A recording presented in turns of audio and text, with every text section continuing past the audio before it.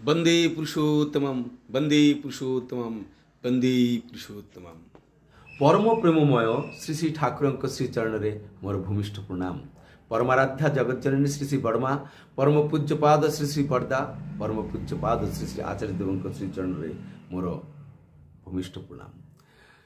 समस्त दादा माँ को मोर आंतरिक आनंदित जयगुरु। आशा करे समस्ते भलरे अछंती एवं परम प्रेम को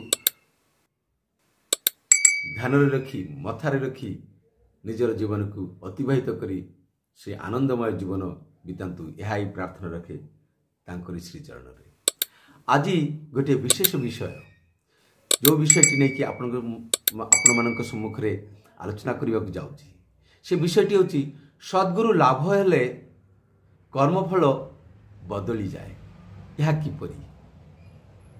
यह किपरि संभव? आजिकार समय रे आमे माने देखी ताऊ जे सद्गुरु लाभ करिना गुरुकरण करिना किंतु से माने बहुत भलरे अछंती। आउरी एमिति मध्य देखु जो माने अपकर्म करंती कुकर्म करंती सेमानकर चरित्र रे बा सेमानकर जीवन रे भल कर्म सत्कर्म बहुत कम देखा जाए। अथच से माने समृद्धशाली टंका पैसा जहाँ किसी कहतु ना कहीं सब से पाखे भरपूर अच्छी लोक बाग सब बेस जीवन कटुच्च राजार हाल रे। इटा किपरि हेले जो माने सद्गुरु लाभ करचंती बा दीक्षित सेमानक जीवन में देखा जाए केते प्रकार अशांति असुविधा विपद आपद रे परिपूर्ण। हेले किपरि सद्गुरु लाभ हेले कर्मफल बदली जाए ए विषय रे आज की आपण मानक सम्मुख रे आलोचना करी। श्री ठाकुर कौन कहते तो आलोचना प्रवेश करने पूर्व आपण मानक ठारे गोटे विनीत अनुरोध विनम्र अनुरोध जे जदि ठाकुरंकर अमृत कथा आपण मानक भल लगी थाए लाइक कमेंट सब्सक्राइब एवं शेयर करी मो सहित जोड़ी रहिबे। एटा ही मोर विनम्र अनुरोध। तो आसंतु आमे टॉपिक को जीवा। एबे कथाटी हला सद्गुरु लाभ हेले कर्मफल बदली जाए। एठी दुईटी शब्द देखा जाउछि, दुईटी कथा देखा जाउछि, सद्गुरु गोटे आ गोटे कर्मफल। हेले सद्गुरु आ कर्मफल को टिके आउरी छोटिया कर देले, शॉर्ट कर देले गुरु एवं कर्म। हेले गुरु कौन? प्राय समस्त आमे जानिछु अज्ञानतारूपी अंधकार रु जीए आंभ मान को ज्ञान रूपी आलुअर आलोकर जगत को नहीं जाए। आलोर दिशारी जे आमर आलोकर पथरे नहीं जीवार दिशा देखांती सी होचंती गुरु। हेले देखा जाए आमे 10 मास 10 दिन मातृगर्भ रे अंधकारमय जगत रे रहे। सेठु भूमिष्ठ होला परे आमे केवल मां को जाने एवं मांकर स्पर्श मांकर प्रेम स्नेह भल पाइबा व्यवहार यही सब माध्यम आमे शिक्षा लाभ करूँ। कौन जानू आमे ना केमिति बापा किए आउरी गुरुजन माने किए भाई बंधु कुटुंब किए एवं सेमान सहित किपरि भाव से आदान प्रदान करती भल पाती व्यवहार करती समस्त किपरि श्रद्धा करती समस्त केमिति प्रेम करती यही सब गुड़िक से भूमिष्ठ होला परठू शिखिबा आरंभ कर दिए। माँ यही छुआ को जन्म दे चलवा शिखिबा पर्यंत केते कष्ट करुचंती नुह कि यही कष्ट सहिबा कष्ट करिबा परिश्रम करिबा ताहा मध्य आमे माँ को तेणु माँ होचंती प्रथम गुरु, तापरे पिता, तापरे गुरुजन, तापरे स्कूल रे शिक्षक। एमिति भाव रे आमे स्कूल कॉलेज यूनिवर्सिटी एमिति आमे पढ़ी जाऊ। हेले देखा जाए कौन आमर असंख्य गुरु। तेणु परम प्रेम परमहंस देव गोटे कथा कहते गुरुंकर गुरु असंख्य गुरु केते कहिबा संभव नुह। मनुष्यर गुरु केते हेबा दरकार सेटा कहिबा संभव नुह। ଭଗବାନ ଦତ୍ତାତ୍ରେୟଙ୍କ ଜୀବନରେ ଦେଖାଯାଏ ତାଙ୍କର 24ଟି ଗୁରୁ ଥିଲେ। ସେଗୁଡ଼ିକ କ'ଣ? ସେମାନେ କିଏ ଥିଲେ ନା ଆଲୋକ, ବାୟୁ, ପବନ, ଗଛ ଲତା, ଗାଈ ଗୋରୁ, ଛେଳି ମେଣ୍ଢା, ଏମିତି ଭାବରେ ସମୁଦ୍ର ନଦୀ, ଏମିତି ଭାବରେ ସ୍ଥାବର ଅସ୍ଥାବର ଯାହା ଦେଖାଯାଏ ପ୍ରାୟ ପ୍ରତ୍ୟେକର ଗୋଟିଏ ଗୋଟିଏ ଚରିତ୍ର, ଗୋଟିଏ ଗୋଟିଏ ବୈଶିଷ୍ଟ୍ୟ ତାଙ୍କର ଗୁରୁ ଥିଲେ। ହେଲେ ଗୁରୁ ଅନେକ। ଏବେ ଯଦି ଆମେ ଦେଖିବା ଆଧ୍ୟାତ୍ମିକ ଜଗତରେ ଗୁରୁ, ଯଦି ଆମେ ଦେଖୁଛୁ ଧର୍ମ ଜଗତରେ ଆମର ଏଇ ସମାଜରେ ପ୍ରଚଳିତ ଗୁରୁ କହିଲେ ଆମେ ନାଁ ଶୁଣୁଛୁ କୁଳଗୁରୁ। ଆମର କୁଳଗୁରୁ ସଦ୍ଗୁରୁ। କୁଳଗୁରୁ କିଏ? କୁଳଗୁରୁ ସିଏ ଯିଏ ସଦ୍ଗୁରୁଙ୍କର ଅନୁପସ୍ଥିତିରେ ଜଗତକୁ ଚଳାଇ ନିଏ।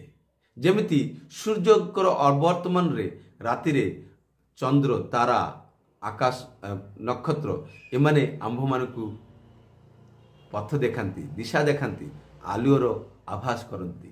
ଠିକ୍ ସେଇଭଳି ସଦ୍ଗୁରୁଙ୍କର ଅବର୍ତ୍ତମାନରେ କୁଳଗୁରୁ ପଥ ଦେଖାନ୍ତି। ଯେତେବେଳେ ସଦ୍ଗୁରୁ ଆସନ୍ତି ସେତେବେଳେ କୁଳଗୁରୁ ମଧ୍ୟ ସଦ୍ଗୁରୁଙ୍କୁ ହିଁ ସାଧନା କରନ୍ତି ଯେ ହେ ଭଗବାନ ଆପଣ ଆସନ୍ତୁ। ଯେତେବେଳେ ଏ ଜଗତଟି ଅସମ୍ଭାଳ ହୋଇ ଉଠେ ସେତେବେଳେ ସେମାନେ ପ୍ରାର୍ଥନା କରନ୍ତି, ସାଧନା କରନ୍ତି, ହେ ଭଗବାନ, ହେ ସୃଷ୍ଟିକର୍ତ୍ତା ଆପଣ ଆସନ୍ତୁ, ଆପଣଙ୍କର ଜଗତକୁ ସମ୍ଭାଳନ୍ତୁ। ଆଉ ଯେତେବେଳେ ସେ ଆସନ୍ତି ସେତେବେଳେ ସେମାନେ ମଧ୍ୟ ସେ ସଦ୍ଗୁରୁଙ୍କର ଶରଣାପନ୍ନ ହୁଅନ୍ତି। ଏହାର ଗୋଟିଏ ଜାଜ୍ଜଳମାନ ପ୍ରମାଣ ମୁଁ ଦେଖେଇବି। ତ ଏବେ ସଦ୍ଗୁରୁ କିଏ? ଯିଏ ଶ୍ରୀ ଚୈତନ୍ୟ ଚରିତାମୃତରେ ଗୋଟିଏ କଥା ଅଛି ଯେ ମହାପ୍ରଭୁ କହୁଛନ୍ତି ଗୁରୁ ସିଏ ନୁହଁ ଯିଏ ମନ୍ତ୍ରଦାତା। ଗୁରୁ ସିଏ ନୁହଁ ଯିଏ ମନ୍ତ୍ରଦାତା, ଗୁରୁ ସଦା ସିଏ ହୁଅନ୍ତି ଯିଏ ମନ୍ତ୍ରଭର୍ତ୍ତା। ତ ଏବେ କଥା ହେଲା କ'ଣ? କିଏ ମନ୍ତ୍ରଭର୍ତ୍ତା? ଯେପରି ସ୍ୱୟଂ ଶ୍ରୀକୃଷ୍ଣ, ଶ୍ରୀରାମଚନ୍ଦ୍ର, ଶ୍ରୀରାମକୃଷ୍ଣ, ଶ୍ରୀ ଚୈତନ୍ୟ, ପ୍ରଭୁ ଯୀଶୁ, ମହମ୍ମଦ, ଆହୁରି କେତେ ଏମିତି ଭାବରେ ଅଛନ୍ତି ଯେଉଁମାନେ ହେଉଛନ୍ତି ନାମୀ ପୁରୁଷ, ନାମ ନାମୀ ଅଭେଦ। ଇଦାନିଂ ଶ୍ରୀ ଶ୍ରୀ ଠାକୁର ଅନୁକୂଳ ଚନ୍ଦ୍ର, ଶ୍ରୀ ଶ୍ରୀ ଠାକୁର ଅନୁକୂଳ ଚନ୍ଦ୍ରଙ୍କୁ ଯେ ସିଏ ଯେତେବେଳେ ଜାଣିପାରିଲେ ଜଣେ କୁଳଗୁରୁ, ତାଙ୍କର ନାମ ହେଉଛି ସତୀଶ ଗୋସ୍ୱାମୀ। ସେ ଅଦ୍ୱୈତ ମହାପ୍ରଭୁଙ୍କ ବଂଶଧର। ସେ ସତୀଶ ଗୋସ୍ୱାମୀ ଯେତେବେଳେ ଜାଣିପାରିଲେ ଯେ ନା ଶ୍ରୀ ଶ୍ରୀ ଠାକୁର ଅନୁକୂଳ ଚନ୍ଦ୍ର ହେଉଛନ୍ତି ବର୍ତ୍ତମାନ ଯୁଗର ପୁରୁଷୋତ୍ତମ ସଦ୍ଗୁରୁ, ସେତେବେଳେ ତାଙ୍କେ ନିଜର ସମସ୍ତ ଶିଷ୍ୟଙ୍କ ସହିତ ତାଙ୍କ ଚରଣରେ ସମର୍ପଣ କରିଥିଲେ, ନିଜକୁ ଉତ୍ସର୍ଗ କରିଦେଇଥିଲେ ଏବଂ ଜୀବନ ସାରା ସେ ଶ୍ରୀ ଠାକୁରଙ୍କର ସେବାରେ ଲାଗିଯାଇଥିଲେ। ସେ ହେଉଛନ୍ତି ସତୀଶ ଗୋସ୍ୱାମୀ। ତ ଏବେ କଥା ହେଲା କ'ଣ ଯେ ଆମେମାନେ ଏଇ ଯେଉଁ ସଦ୍ଗୁରୁ ଲାଭ ହେଲେ କର୍ମଫଳ ବଦଳିଯାଏ। କିପରି? ଆମେ ସ୍କୁଲରେ ନାମ ଲେଖିଲୁ, ନାମ ଲେଖିଲେ କ'ଣ ଆମେ ଶିକ୍ଷିତ ହେଇଯିବୁ? ପାଠ ପଢ଼ିବା ଶିଖିଯିବୁ? ଗଣିତ କରିବା ଶିଖିଯିବୁ? କବିତା କହିବା ଶିଖିଯିବୁ? ଆବୃତ୍ତି କରିବା ଶିଖିଯିବୁ? ନା ମ୍ୟାଟ୍ରିକ୍ ପାସ୍ ହେଇଯିବୁ? ନା କଲେଜ ପାସ୍ ହେଇଯିବୁ? ହେଇପାରିବ କି? ନୁହଁ। ନାମ ଲେଖାଇବାଟା କେବଳ ପାଠ ଆରମ୍ଭ କରିବା ହେଲା। ହେଲେ ଏଇସବୁ ଡିଗ୍ରୀ ଗୁଡ଼ାକ ପାଇବା ପାଇଁ ଆମକୁ କଠିନ ପରିଶ୍ରମ କରିବାକୁ ପଡ଼ିବ।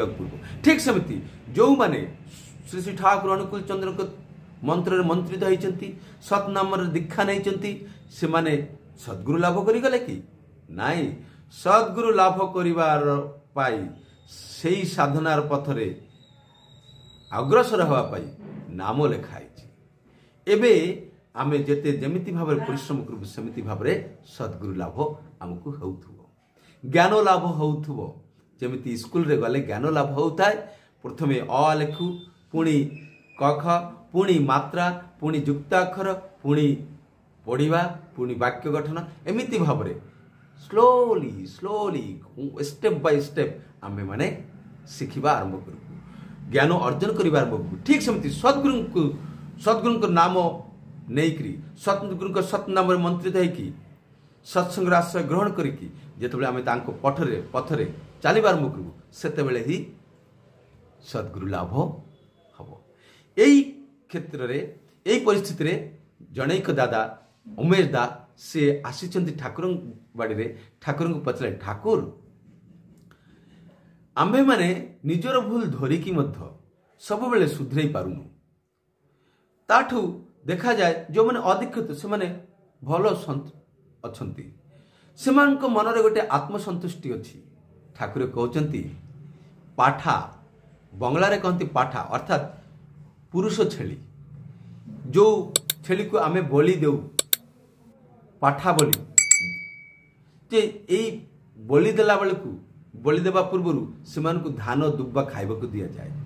ସେତେବେଳେ ପର୍ଯ୍ୟନ୍ତ ସେମାନେ ସନ୍ତୁଷ୍ଟ ଚିତ୍ତରେ ତାହାକୁ ଖାଏ। ମାଛ ଧରିବା ପାଇଁ ଟୋପ ପକାନ୍ତି, କେହି ମାଛ ଧରନ୍ତି ତାର ଆହାର ଦେଇକରି ବର୍ଷିରେ ଏମିତି ଟୋପ ପକାନ୍ତି। ସେ ମାଛଟି ମଧ୍ୟ ସେ ଟୋପଟି ଖାଆନ୍ତି, ଗିଳି ପକାନ୍ତି ସନ୍ତୁଷ୍ଟ ଚିତ୍ତରେ। କିନ୍ତୁ ସେମାନେ ଏଇ ଖାଦ୍ୟ ତା ସତ୍ତାର ପାଇ କେତେଟା ପୁଷ୍ଟିକର ତାହା କ'ଣ ସେମାନେ କେତେବେଳେ ଭାବି ଦେଖନ୍ତି? ସଦ୍ଗୁରୁ ଧରି ନାହାନ୍ତି, କର୍ମ କାର୍ଯ୍ୟ କରନ୍ତି, ବେଶ ଭଲ ଅଛନ୍ତି। ସେମାନେ ମଧ୍ୟ ସେମାନଙ୍କ କ୍ଷେତ୍ରରେ ମଧ୍ୟ ଠିକ୍ ସେଇଭଳି। ସେମାନେ ହୁଏତ ଯେଉଁ ଅପକର୍ମ କରୁଛନ୍ତି ସେଇ ଅପକର୍ମଟାକୁ ଭୁଲବଶତଃ ତାହାର ପାପର ପଥକୁ ଉନ୍ମୁକ୍ତ କରିଦିଏ। ସେ ହୁଏତ ଭାବେ ଏଇ ଅପକର୍ମଟା ହିଁ ତାର ଗୋଟେ ମହାପୁଣ୍ୟବାନ କର୍ମ ବୋଲିକି ଧରିଥାନ୍ତି, ମନେ କରିଥାନ୍ତି।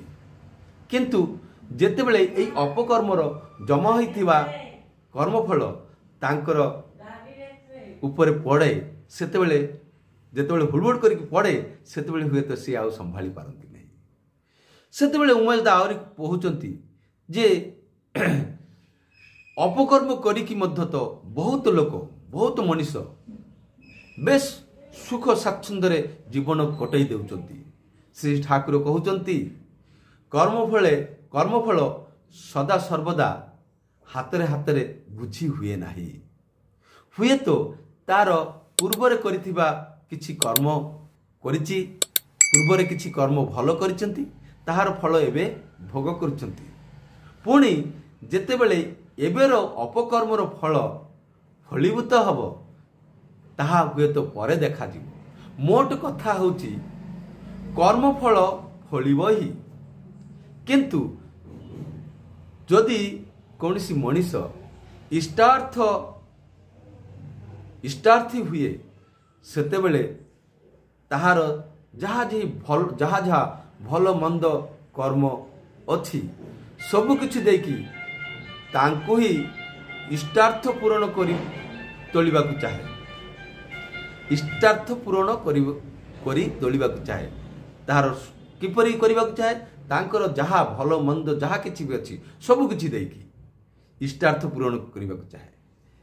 ଆଉ ଏଇଭଳି ଏଇ ମୁହାଣରେ ଯେମିତି ପଡ଼େ, ଯେମିତି ନଦୀ ସମୁଦ୍ର ସହିତ ମିଳେ, ସେ ନଦୀ ମୁହାଣରେ ଯେଉଁ ପରିସ୍ଥିତିଟା ହୁଏ, ଠିକ୍ ସେଇଭଳି ଯେତେବେଳେ ଜଣେ ମଣିଷ ଇଷ୍ଟାର୍ଥ ପୂରଣ କରିବା ପାଇଁ ଇଷ୍ଟାର୍ଥ ପୂରଣୀ ନିଜର ସବୁକିଛି ଦେଇକି ଇଷ୍ଟାର୍ଥ ପୂରଣ କରିବାର ଯେଉଁ ଗତିଟା, ଯେଉଁ ଆବେଗଟା ଗତିଶୀଳ ହୋଇ ସମୁଦ୍ର ଆଡ଼କୁ ପହଞ୍ଚିଥାଏ, ସେଇ ଯେଉଁ ମୁହଁଟା, ସେଇ ଯେଉଁ ମୁହାଣଟା, ସେଇ ମୁହାଣରେ ଯେତେବେଳେ ପଡ଼େ, ସେତେବେଳେ କ'ଣ ହୁଏ ନା ତାଙ୍କର ସବୁକିଛି ଗୋଟେ ଶୁଭ ନିୟନ୍ତ୍ରଣ ହେବାକୁ ଲାଗେ, ଶୁଭ ନିୟନ୍ତ୍ରିତ ହେବାକୁ ଲାଗେ। ସଦ୍ଗୁରୁ ଲାଭ ହେଲେ ଏହିପରି ଭାବରେ କର୍ମଫଳ ବଦଳି ଯାଏ।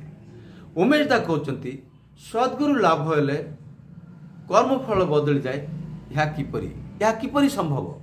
ଟିକେ ଯଦି ବୁଝେଇକି କୁହନ୍ତେ ହେଲେ ଭଲ ହେଇଥାନ୍ତା।